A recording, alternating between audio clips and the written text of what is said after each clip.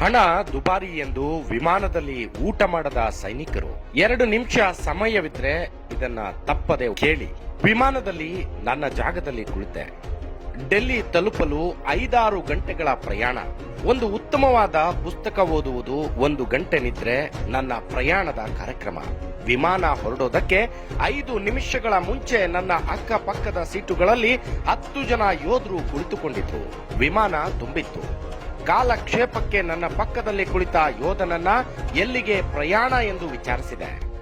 ಆಗ್ರಾಕ್ಕೆ sir, ಅಲ್ಲಿ 2 ವಾರ ಶಿಕ್ಷಣ, ನಂತರ ಆಪರೇಷನ್ಗೆ ಕಳುಹಿಸುತ್ತಾರೆ ಎಂದನು. 1 ಗಂಟೆ ಕಾಲ ಕಳೆಯಿತು. ಅನೌನ್ಸ್ಮೆಂಟ್ ಒಂದು ಬಂತು, ಬೇಕಾದವರು ಹಣ ಕೊಟ್ಟು ಊಟ ಪಡೆಯಬಹುದು ಅಂತ. ಸರಿ, ತುಂಬಾ ಸಮಯವಿದೆ, ಊಟ ಮುಗಿಸಿದ್ರೆ ಒಂದು ಕೆಲಸವಾಗುತ್ತದೆ ಎಂದು ನನ್ನ ಪರ್ಸ್ ತೆಗೆದು ಊಟ ಖರೀದಿಸಲು ಮುಂದಾದಾಗ ಈ ಮಾತುಗಳು ನನ್ನ ಕಿವಿಗೆ ಬಿದ್ದವು. ನಾವು ಸಹ ಊಟ ಮಾಡೋಣವೇ ಎಂದು ಒಬ್ಬ ಯೋಧ ಮತ್ತೊಬ್ಬ ಯೋಧನನ್ನ ಕೇಳುತ್ತಾನೆ. ಅದಕ್ಕೆ ಆತನು, ಬೇಡ, ಇಲ್ಲಿ ಊಟ ದುಬಾರಿ. ವಿಮಾನದಿಂದ ಇಳಿದ ತಕ್ಷಣ ಯಾವುದಾದ್ರೂ ಸಾಧಾರಣವಾದ ಕಡೆ ಊಟ ಮಾಡೋಣ ಅಂತ ಹೇಳ್ದ. ಅದಕ್ಕೆ ಆ ಮೊದಲಿನ ಯೋಧ ಸರಿ ಎಂದು ಸುಮ್ಮನಾಗಿ ಬಿಟ್ಟ. ನಾನು ವಿಮಾನದ ಪರಿಚಾರಕಿಯ ಬಳಿ ಹೋಗಿ, ದಯವಿಟ್ಟು ನೀವು ಆ ಯೋಧರೆಲ್ಲರಿಗೂ ಊಟ ಕೊಡಿ, ಅದರ ಹಣವನ್ನ ನಾನು ಸಂದಾಯಿಸುತ್ತೇನೆ ಅಂತ ಹೇಳಿದೆ. ಹಣ ಪಡೆದು ಎಲ್ಲರಿಗೂ ಊಟದ ಡಬ್ಬಿಗಳನ್ನ ಕೊಟ್ರು. ಆ ಪರಿಚಾರಕಿ ಕಣ್ಣಲ್ಲಿ ನೀರು. ಸಾರ್, ನನ್ನ ತಮ್ಮ ಕಾರ್ಗಿಲ್ನಲ್ಲಿ ಇದ್ದಾನೆ, ಅವನಿಗೆ ನೀವು ಊಟ ಬಡಿಸಿದಷ್ಟು ಸಂತಸವಾಗುತ್ತಿದೆ ಎನ್ನುತ್ತಾ ಕೈ ಮುಗಿದ್ಲು. ನನಗೆ ಕಣ್ಣೀರು ತಡೆಯಲಾಗಲಿಲ್ಲ. ದುಃಖದಿಂದ ಬಂದು ನನ್ನ ಸೀಟಿನಲ್ಲಿ ಕುಳಿತು ಬಿಟ್ಟೆ. ನಾನು ಊಟ ಮುಗಿಸಿ ಕೈ ತೊಳೆಯಲು ವಾಶ್ರೂಮ್ ಕಡೆ ಹೊರಟೆ. ನನ್ನ ಹಿಂದೆಗೆ ಒಬ್ಬ ವಯಸ್ಸಾದವರು ಬಂದು, ನಾನು ನಡೆದದ್ದೆಲ್ಲವನ್ನ ಗಮನಿಸಿದ್ದೇನೆ, ನಿಮಗೆ ಅಭಿನಂದನೆಗಳು. ಈ ನಿಮ್ಮ ಸಂತೋಷದಲ್ಲಿ ನನಗೂ ಸ್ವಲ್ಪ ಪಾಲು ಕೊಡಿ ಎಂದು 500 ರೂಪಾಯಿ ಹೊಸ ನೋಟನ್ನ ನನ್ನ ಕೈಯಲ್ಲಿ ತುರುಕಿ, ನಿಮ್ಮ ಆನಂದದಲ್ಲಿ ನನ್ನ ಭಾಗ ಎಂದು. ನಾನು ನನ್ನ ಸೀಟಿನಲ್ಲಿ ಬಂದು ಕುಳಿತೆ. 1/4 ಗಂಟೆ ಕಳೆದಿರಬಹುದು. ವಿಮಾನದ ಕ್ಯಾಪ್ಟನ್ ಯಾರನ್ನೋ ಹುಡುಕುತ್ತಾ ಸೀಟ್ ನಂಬರ್ಗಳನ್ನ ನೋಡುತ್ತಾ ನನ್ನ ಬಳಿ ಬಂದು ನಿಂತು ಬಿಟ್ಟ.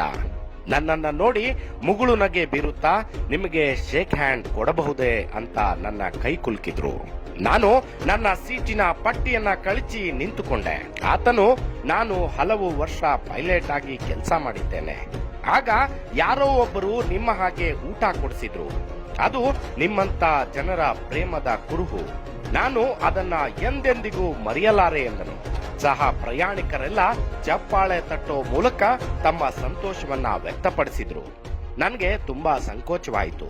ನಾನು ಒಂದು ಉತ್ತಮವಾದ ನಡವಳಿಕೆ ತೋರಿರಬಹುದು, ಆದ್ರೆ ಹೊಗಳಿಕೆಗಾಗಿ ಅಲ್ಲ. ನಾನು ನನ್ನ ಸೀಟ್ನಿಂದ ಮುಂದಿನ ಸೀಟುಗಳತ್ತ ಬಂದೆ. ಒಬ್ಬ 18 ವರ್ಷದ ಹುಡುಗ ನನ್ನ ಕೈ ಕುಲುಕುತ್ತಾ ಒಂದು ನೋಟನ್ನ ಕೊಟ್ಟ. ಪ್ರಯಾಣ ಮುಗೀತು. ನಾನು ವಿಮಾನದಿಂದ ಹೊರಬರಲು ಬಾಗಿಲ ಬಳಿ ನಿಂತಿದ್ದೆ. ಯಾರೋ ಒಬ್ರು ನನ್ನ ಜೇಬಿನಲ್ಲಿ ಏನನ್ನೋ ಇಟ್ಟು ಬಿಟ್ರು. ಮತ್ತೊಂದು ನೋಟು. ನಾನು ಹೊರಬಂದು ನೋಡಿದಾಗ ಆ ಯೋಧರೆಲ್ಲರೂ ಒಂದು ಕಡೆ ನಿಂತಿದ್ರು.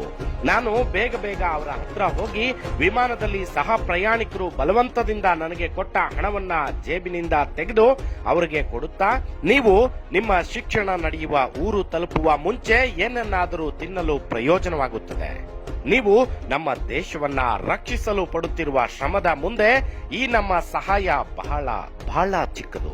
ನಿಮ್ಮಗಳಿಗೆ ಆ ಭಗವಂತನು ದಯ ತೋರಲಿ, ನಿಮ್ಮ ಪರಿವಾರದ ಸದಸ್ಯರೆಲ್ಲರೂ ಸುಖವಾಗಿರಲಿ ಎಂದಾಗ ನನಗೆ ಅರಿವಿಲ್ಲದೆ ಧಾರಾಕಾರವಾದ ಕಣ್ಣೀರು.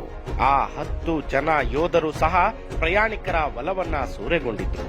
ನಾನು ಕಾರು ಹತ್ತುತ್ತಾ ನಮ್ಮ ದೇಶಕ್ಕಾಗಿ ತಮ್ಮ ಪ್ರಾಣವನ್ನೇ ಧಾರೆ ಎರೆಯಲು ಸಿದ್ಧರಾದ ಈ ಯುವಕರಿಗೆ 100 ಕಾಲ ಸುಖವಾಗಿ ಬಾಳುವಂತೆ ಹರಸು ಸ್ವಾಮಿ ಎಂದು ಭಗವಂತನಲ್ಲಿ ಕೇಳಿಕೊಂಡೆ. ಸೈನಿಕರೆಂದರೆ ತನ್ನ ಬಾಳನ್ನ ನಾಡಿಗಾಗಿ ತ್ಯಾಗ ಮಾಡುವ ಬ್ಲಾಂಕ್ ಚೆಕ್ನಂತೆ. ಬಾಳೆಲ್ಲವೂ ತನ್ನ ಬದುಕನ್ನ ಮುಡುಪಾಗಿಡುವ ಬ್ಲಾಂಕ್ ಚೆಕ್. ಎಷ್ಟು ಸಾರಿ ಓದಿದ್ರೂ ಈ ಪ್ರಸಂಗ ಮನ ತಣಿಸುತ್ತದೆ. ಭಾರತ ಮಾತೆಯ ಈ ಮುದ್ದು ಮಕ್ಕಳನ್ನ ಗೌರವಿಸುವುದು ನಮ್ಮನ್ನ ನಾವೇ ಗೌರವಿಸಿಕೊಂಡಂತೆ ಅಲ್ವಾ? ಜೈ ಜವಾನ್, ಭಾರತ್ ಮಾತಾ ಕಿ ಜೈ. ಇದು ಸಾಧಕರ ಸಂಗ್ರಹದಿಂದ ಆಯ್ದುಕೊಂಡದ್ದು.